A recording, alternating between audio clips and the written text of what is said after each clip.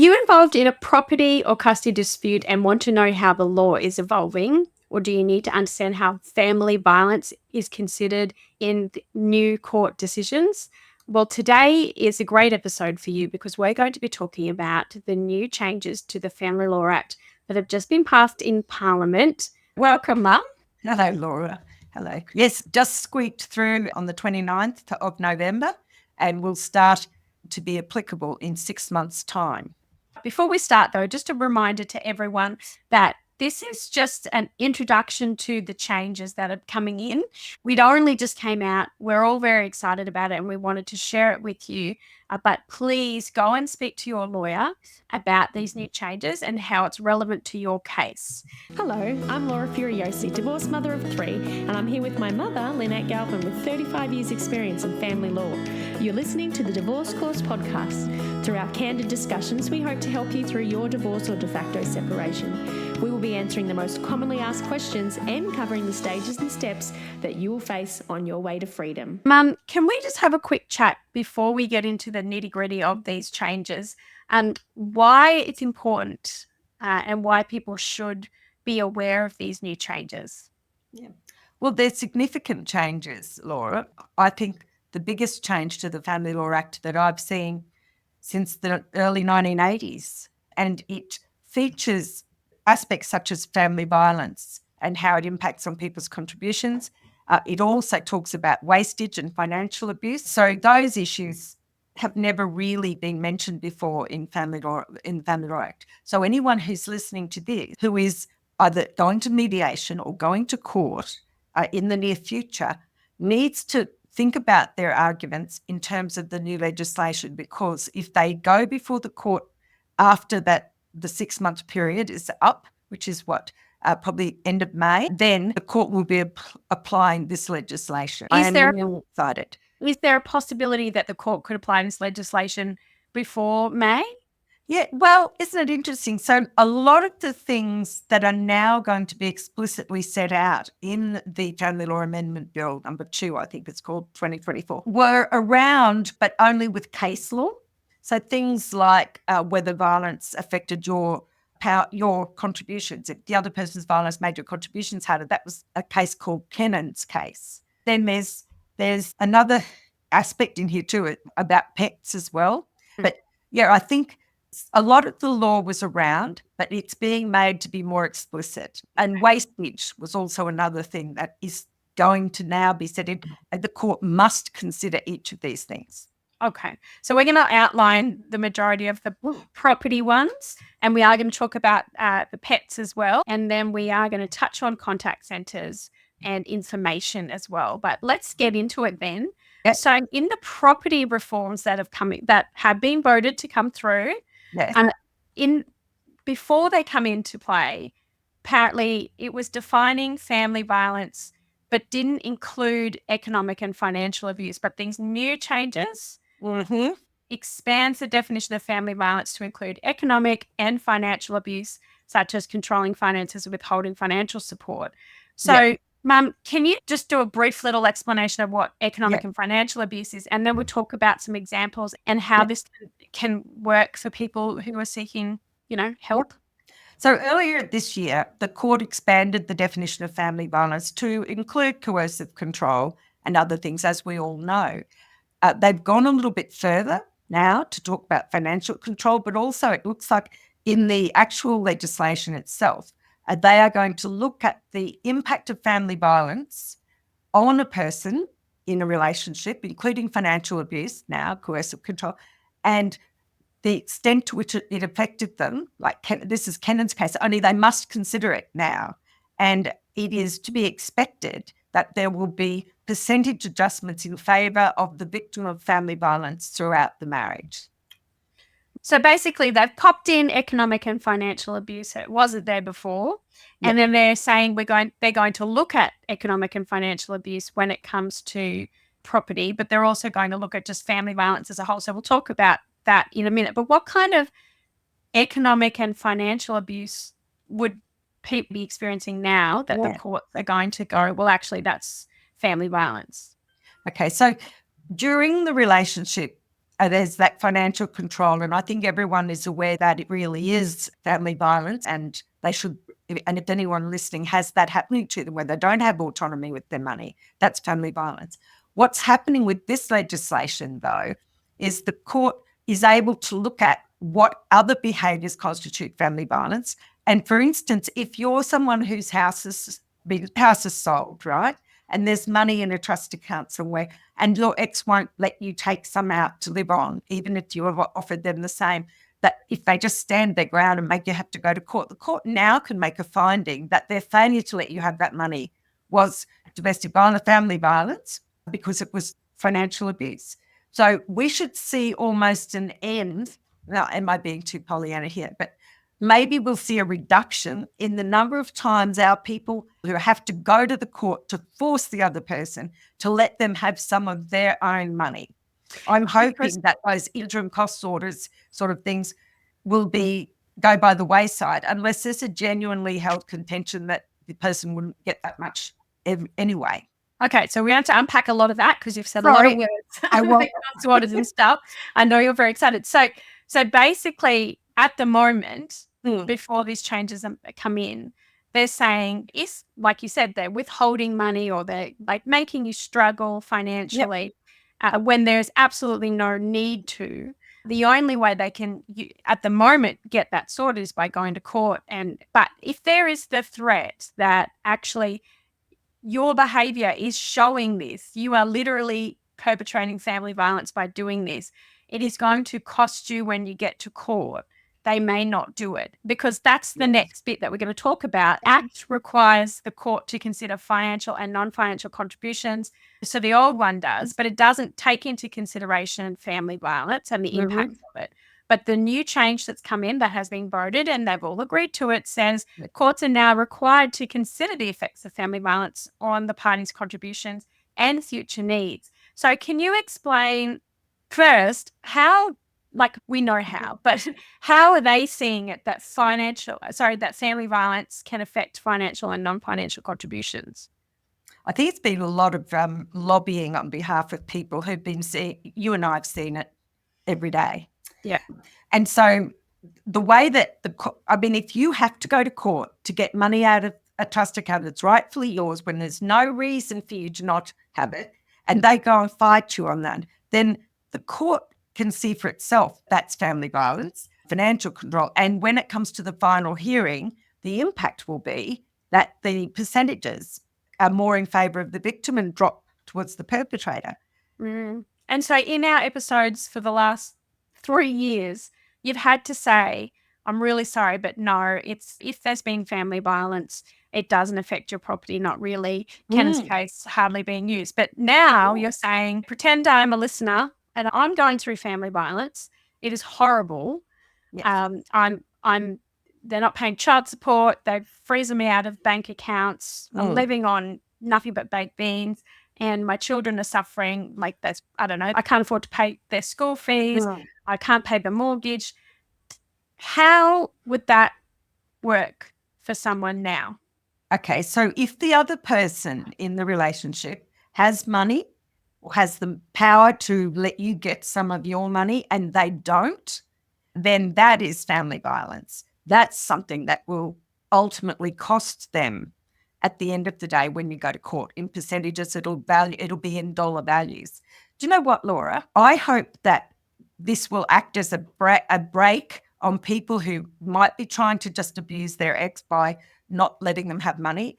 Just like when, because the Family Law Act and Property Settlement now has a look at the percentage care of the child as one of the factors, and look how people have embraced the 50-50 care in an effort to keep the percentage high for them. I hope that those sorts of people will be just as careful to not commit any financial abuse or family violence post-separation or even during the relationship for fear that they'll lose out at the end.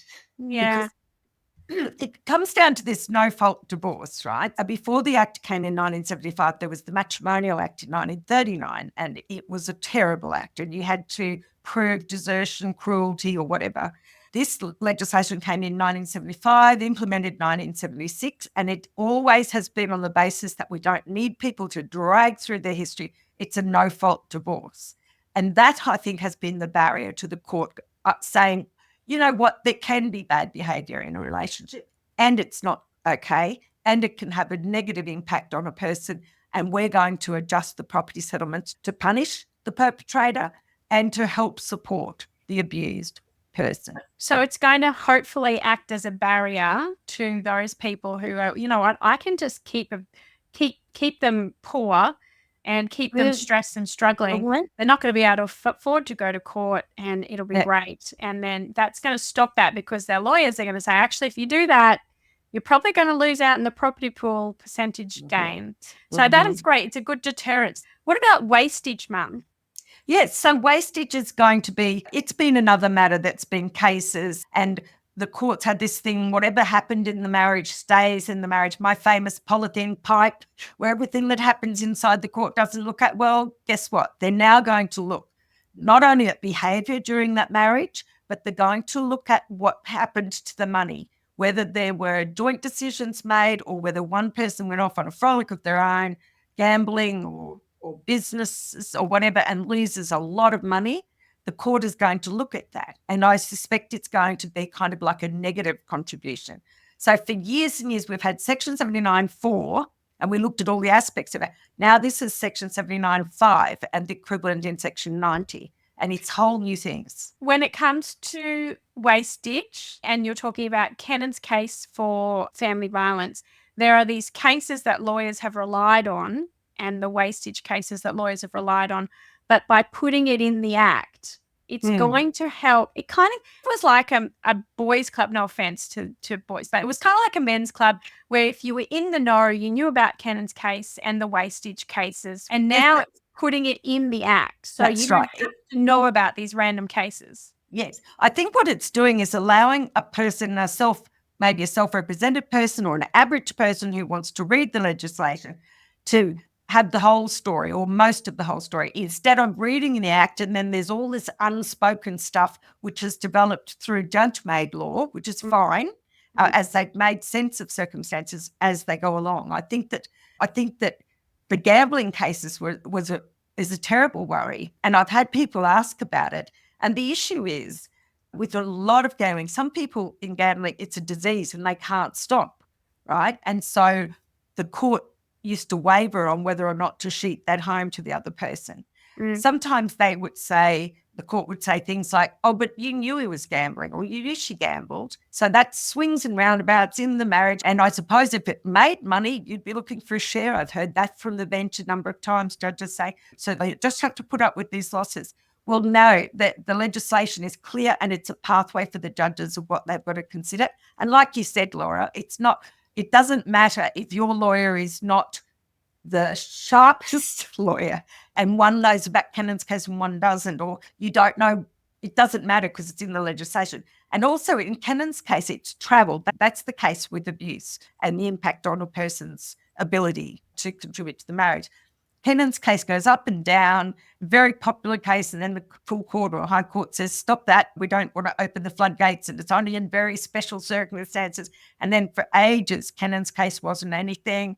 And then I think it coincides with the beginning of the formulation of this legislation. It's been floating around for a while, and then the judges have started to apply, in my understanding, and the lawyers I talked to, Kennan's case again, but it's patchy. And the really important thing that we want in a court is predictability, because if you've got predictability and two lawyers are given the same set of facts, they should be able to reach an agreement. So by putting these in the Act, then it's going to be a little bit better. But what we should mention, and you do mention, is that it's always a bit tricky in the start, and you're waiting for cases, even from the new changes that happened in May, you're still waiting to see some cases reported to show that that new legislation is working. So that may be the same case here. Yeah. You'd need like different little wrinkles come up in it, and then the court interprets around it, and then that becomes your base law. You know how I've been recording cases. It's really funny to some people, not to me, that the leading cases in things like housework contributions or companies, that those and trusts, those leading cases are all in the first maybe decade after the legislation came in, and a heck of a lot of them were in the very early 80s. So it's just waiting to see how the court runs with this. Yeah. But we're all getting training and it's different. This is a really big change. And I think it's going to be as important as the children's change that just went through. Okay. So they're definitely changing and including economic and financial abuse into the legislation for the definition of family violence. They are in making sure that family violence is considered in contributions, which is great before, during, and after. So if you're suffering from post-separation abuse just as much as in it, it's going to be helpful. And then it talks about wastage, which you've talked about just then.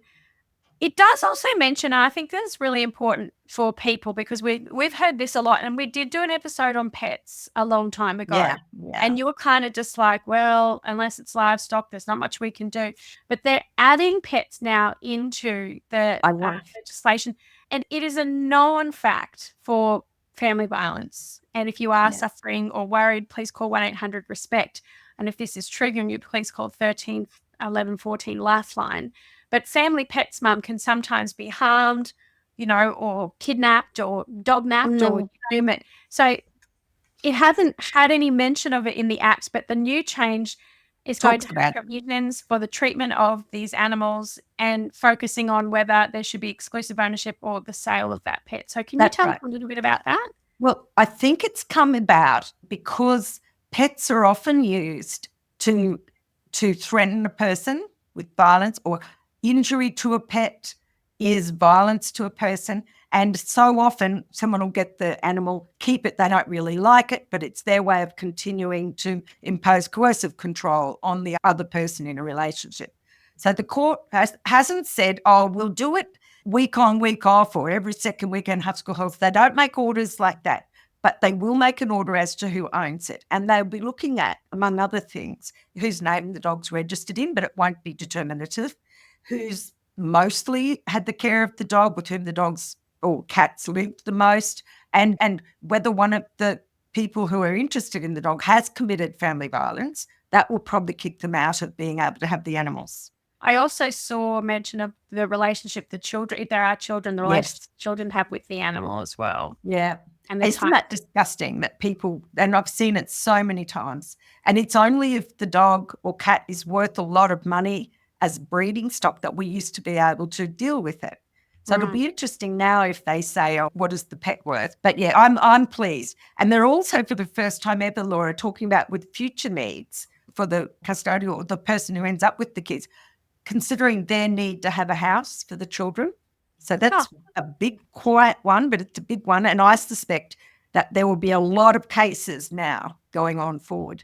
That's great. So that's in the property part of the new changes. Yes, because often you'll have somebody wants the house sold, someone desperately wants to keep the house, and the court has to make a decision between them. I think by the legislation showing clearly that if a person wishes to continue living in the house with the children and can afford to do so, can afford to pay the other person, then they could be forced to take that option, because that's another form of family violence. Is I want you to sell the house.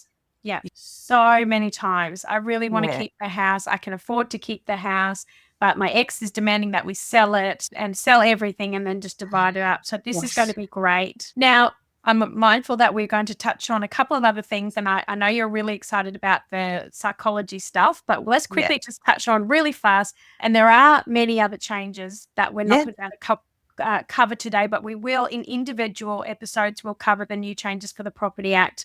But there's children contact centres. Now, contact centres are where children can go in a safe environment, usually to see a parent who maybe is considered a bit of a risk or a risk. Or until it's proven that they're not a risk. Yes. So contact centres have been around forever, but they acknowledge that there is no framework. There's no regulatory checks or balances. Anyone can do it. So contact centres really didn't come into play. I don't think I'd even heard of them till about 1991, 92. Okay. There was no such thing. There was either the child could safely spend time with the parent, or they didn't spend time with the parent at all. And contact centres were usually run by community groups, no funding. I know that I don't know if you remember that I used to photocopy and print their colouring in books for kids when they were there. They just were really running on shoestrings. Since then, there's been a proliferation of contact centres, and some have been really good and some maybe not so good. And we do hear horror stories, but there has been absolutely nothing to be done about it because anybody really could set up as a contact centre. So this regulation is welcome. There's going to be a whole swathe of changes, but it should just make for a more even, fair experience for everyone using it. There should be not so many who seem to be aligned with one point of view or another. It should be more neutral, hopefully. So they're going to have accreditation moving forwards, and they also have a really important part of the changes for the contact centre. I don't know if anyone's listening that has experienced this or is considering going to a contact centre because they have experienced family violence and they are nervous about their ex or there is trouble going on. There was an issue with safety of information through the contact centres, and there were lots of horror stories, wasn't there, Mum, about people finding out where the other person was going to be or what they were doing or what they're up to. So they're going to be putting some systems in place to keep information safe for the other person. Yeah, and the contact centres will have to adhere to those restrictions, which is good news. Yeah, and also they'll be getting training, Laura, as well in identifying coercive control, particularly if they're spending an hour or two in the presence of someone who's on their best behaviour, and then they would form a judgment about that person based on that very short period of time. Yeah. Yeah, but that's good news. Now, protected confidences, Mother. I know, we've been sweating on this. So can you please tell me what a protected confidence is? And then we're going to talk about the changes. Okay. So a confidence, first of all, the confidences that they're talking about are ones with your doctor, your psychologist, your psychiatrist, your counsellor. Protected ones are ones that the court thinks are not necessary to be brought into the argument. It doesn't have weight value as evidence of anything. And I think they're mindful of the harm that can come from your therapy sessions being laid bare for your ex and their lawyers to read. Also, children should have the same protections. I think I've read in the explanatory memorandum that they're looking at kids around 14, 13, being able to put their point of view across about that. Really? I think it's going to enable those people who are the victims of the worst kind of coercive control and violence. They're going to be able to be comfortable in getting support from their psychologist without the risk of that document turning up in court being read out loud by some barrister. I really have heard many horror stories through our members, particularly with children, where they no longer want to go to see a psychologist because they know that's somehow going to be read by someone. They don't understand quote, but they understand that someone's going to read it. And I also have heard the same from our members who are too afraid to go to a psychologist because their ex, who was a post-separation abuser, constantly was subpoenaing their therapeutic notes. So they were like, what's the point in going? Because everything I say, they're just going to be able to read. So I think it's great that they are now talking about striking that balance between getting the information they need for the case as opposed to the damage that it's going to cause to people who need the help or to their relationship with their counsellors, etc. And I think the main aim of it, isn't it, to protect victims of family violence, really. It is. It's to allow them to heal. If you can't tell your therapist everything, or if you can't tell your therapist anything about what your ex did because he's going to read it or she's going to read it, then you're not really going to get all of the help that you need. And some therapists will be very spare with their writing and not make very detailed notes. But I was speaking to a group of psychologists the other day, and they have their own obligations about how much they record. So there's that balance. And it was essentially, yes, you've been a victim of family violence, go and get some counselling, but you can't get counselling really, because the person who was the abuser will be able to read that and use it against you again. Can you just give a real quick rundown? There will be listeners who are thinking about going to counselling but have been told, be careful what you say, all that sort of stuff, because it may be used against you in court. Yeah. What do you say to those people now with these changes when they come in halfway through the year? Yeah, I'm hoping that this will mean you can speak your mind at your counselling sessions. However, there is always the other what can be the other element that has to balance against your right to privacy, right, and your right to get treatment, and the obligation of the court to make orders that are in the best interests of the children. I do think that's where the tension is going to rise. Yeah. So Yeah. it remains to be seen if we get some guidance, because as the court is formulated, and as you probably know, second division in the family court, FCFCOA or the Western Court of Australia, they'll make a decision on these things soonest probably. If they're not satisfied or someone wants to appeal, it may go up to a judge in the first division, and they may make a different one, or they may support the original view. It's really only when it gets up to the full court and the high court that what the high court says is binding on every other court lower down. And what the full court says is binding on everyone lower down, but not the high court. And so you really have to wait, I think, to see how this is going to develop. And there may come a time when someone challenges it, has the money, takes it to the high court, and the high court finally is able to put their point of view. And then we've got clarity going forward. So I wouldn't say go out now and say everything you need to your therapist. I wouldn't say don't do it either. It's going to have to be up to you and how you think it impacts. But if you're getting treatment for post-traumatic stress, for instance, and you're claiming extra property as a result of that, then your psychological notes may be very relevant. Or if you've had fractures or injuries, those notes are very relevant. So there's going to be a little bit of balancing, I think. Yeah. And I think that really when it comes down to it, the most important part of it is for anyone listening is that they're basically saying we're aware that this is happening. We can see that this is happening and we're trying to do something about it.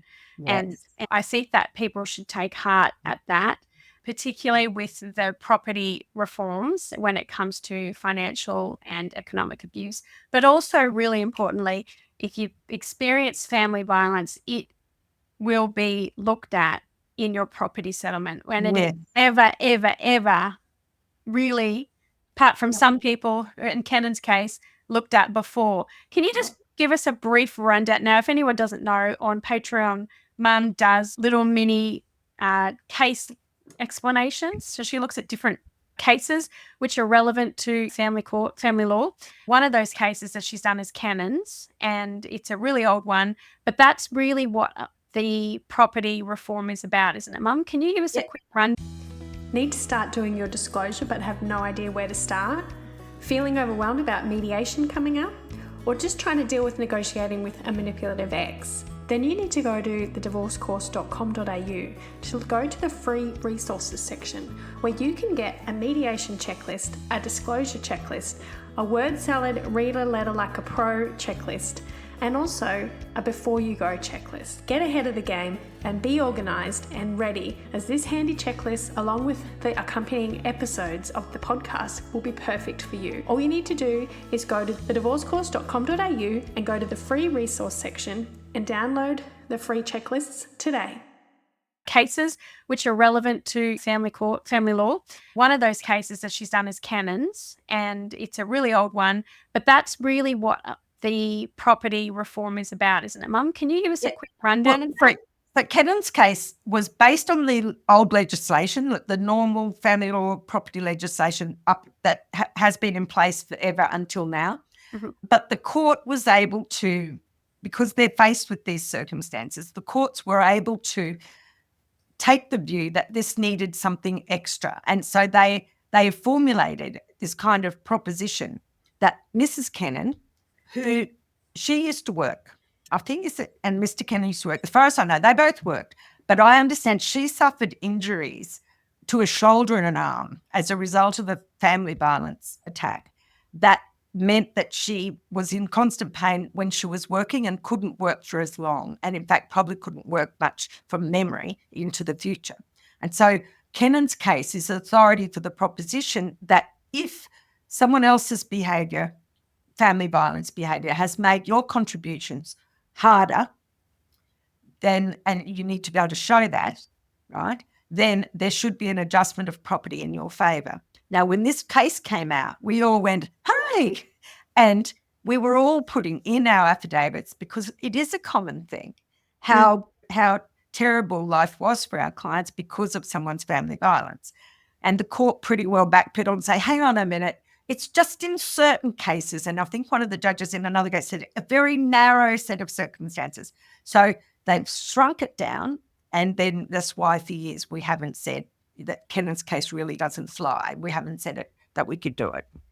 But And now now they're like, no, we want people to be able to get some recompense, because really when you see the people that are struggling, and there's different types of family violence and there's different people struggling, it's not just the physical violence that can cause that struggle, it's the mental and the financial and so many things that people go through. We have some really good episodes on post-separation abuse if you would like to go listen to that, or insights from the Purple Book as well, which is a great one. Yes. And I know this was a really fly by the seat of your pants episode, Mum, to just quickly get it out there. But what should people be doing if they're currently in proceedings now, whether they're in court or not?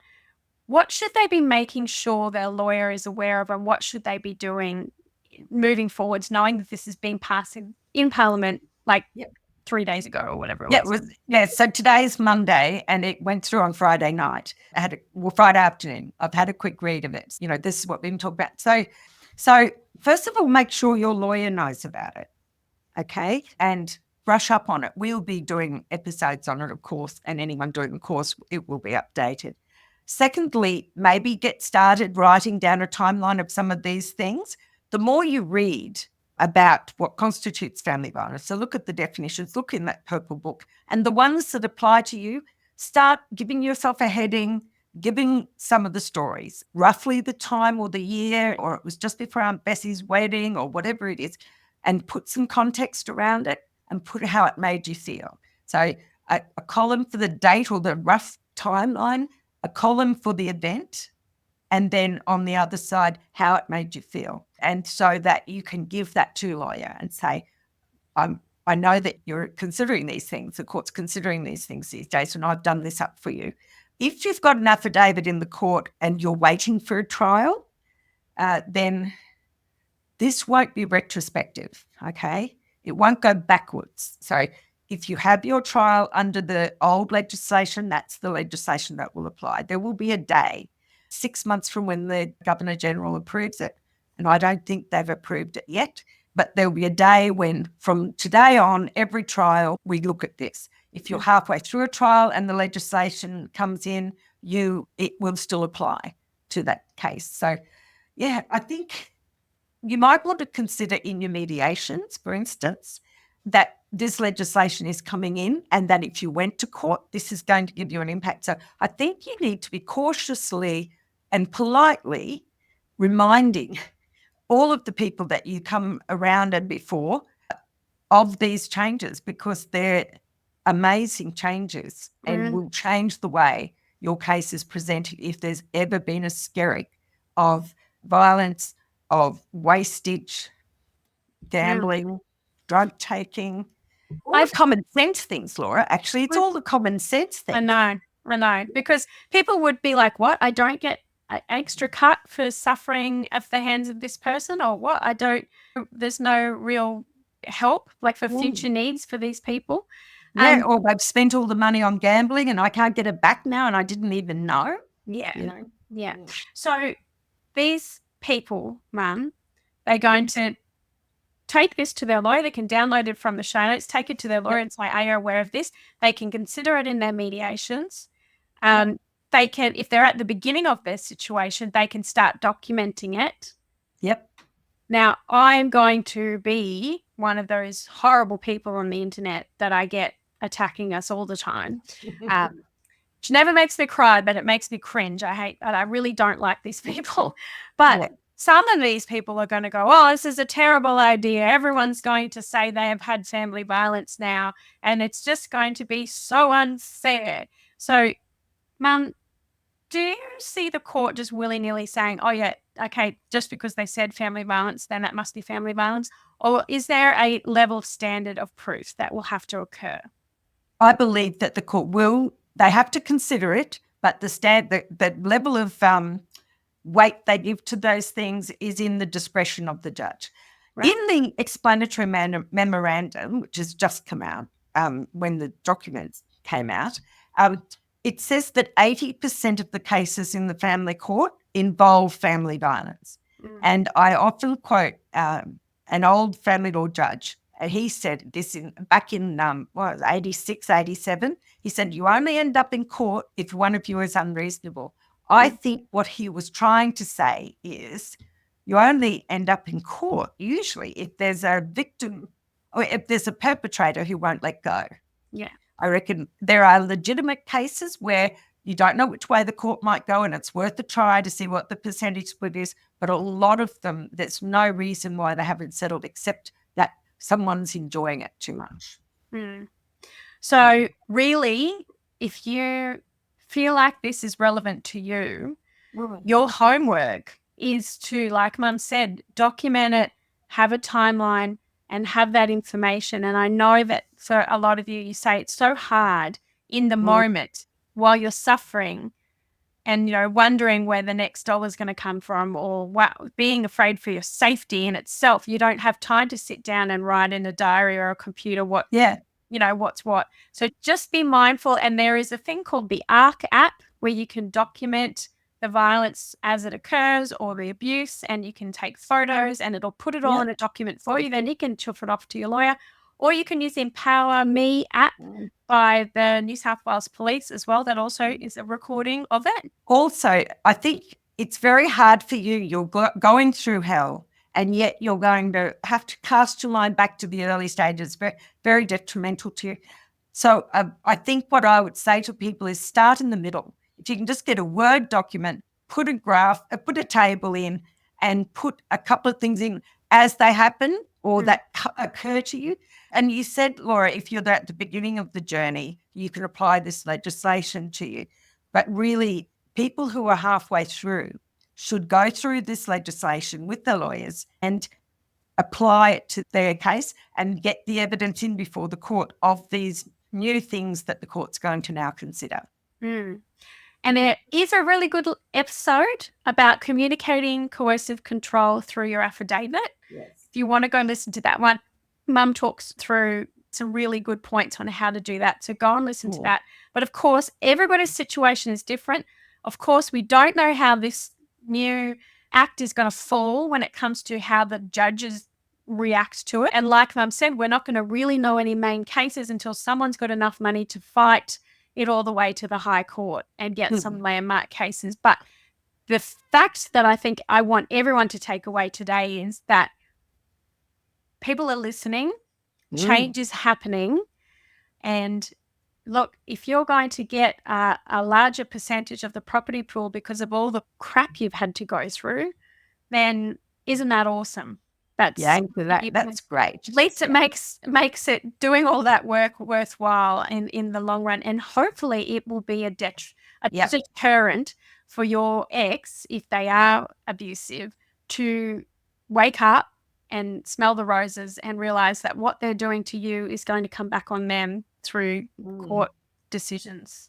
And if I can look even further into the crystal ball, if people change their behaviour, because those are people who are abusive and violent at home are often perfectly well behaved out in public.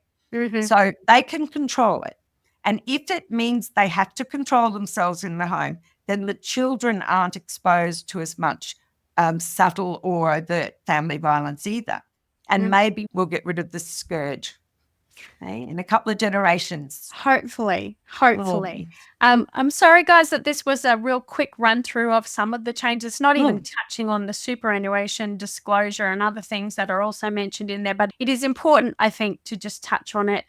We will be back with another episode. We'll be discussing things more in depth. We'll do an in-depth episode. But I just think that I can tell how excited you are by it, and you've so nerded up about it. It's so funny. Yes. And I have been speaking to some other charity agencies, and they're getting excited about it. And I do think whilst it's not going to fix it and it's not going to stop it, it's definitely going to help the person going through it in the end. Yeah. It's all about in the end, though. It's never during. It's always helping you in the end. Well, yes, I think, though, hopefully strategic things will have to be considered as they go along. So people can't get away with everything and then finally have the hearing at the end. They're going to have to mind their P's and Q's right from the beginning because the court's onto them. Yeah. But hopefully it'll be a better life for people. We will put that episode up in the show notes. Have a look at it. Tell us what you think. And we'd love to hear your thoughts on these new changes. And thank you, Mum, for your time. So is this how the kids do it? Love? Like this. No. This one. Okay. Loved it. All right. Take care, everybody, and we'll see you next week. Bye, everyone. If you found this podcast helpful, we'd love it if you could rate, review and subscribe. By doing so, you are spreading the word to help someone else just like you. Lynn would like to remind you that this podcast is general advice only, and you should always get legal advice in relation to your particular situation. And remember that the Australian laws may have changed since recording.